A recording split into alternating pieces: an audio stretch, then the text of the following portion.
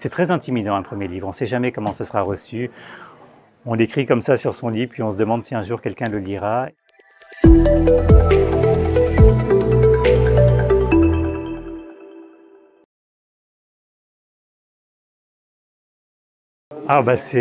Déjà c'est beaucoup de bonheur, c'est beaucoup d'émotions, c'est aussi la chance de pouvoir rencontrer les autres colistiers que je ne connaissais pas. On a fait connaissance, puis on a eu des belles discussions. Et puis c'est le bonheur d'être tous réunis par la francophonie.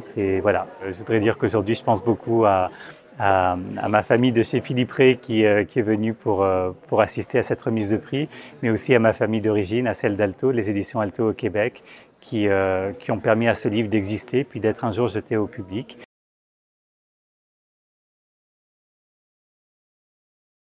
Ce que je sais de toi, donc c'est une histoire qui se passe en Égypte dans la fin du XXe siècle. C'est l'histoire d'un médecin qui avait une vie programmée sur des rails et qui un jour va faire une rencontre qui va faire dérailler cette vie. Et c'est aussi l'histoire de son exil au Québec, à Montréal, où je suis né. Mes deux parents sont nés en Égypte, je suis né au Québec, là où ils se sont rencontrés. Puis voilà, j'avais envie de mettre un peu de mes origines et un peu de la ville dans laquelle je vis aujourd'hui dans ce livre.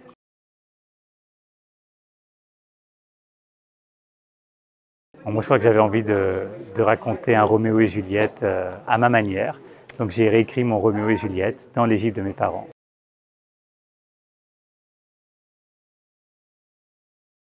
C'est une formidable tape dans le dos, c'est quelque chose de... Voilà, c'est remis par un jury prestigieux, c'est remis par l'Organisation internationale de la francophonie. Donc c'est beaucoup d'émotions. Puis oui, c'est un formidable encouragement pour la suite.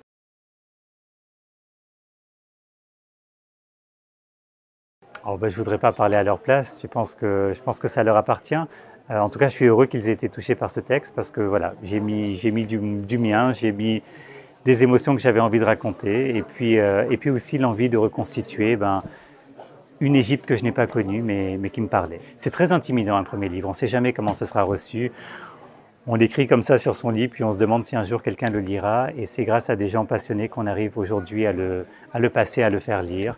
Et donc voilà, je suis reconnaissant.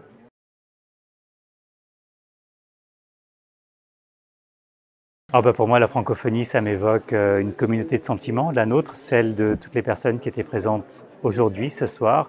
C'est une langue, c'est pas toujours la première langue qu'on parle, mais c'est une langue qui nous réunit, une langue à travers laquelle on a envie de s'exprimer. Et c'est merveilleux. Moi, mon livre, il parle d'une francophonie qui n'existe presque plus, une francophonie levantine en Égypte. J'ai été nourri avec ces récits-là.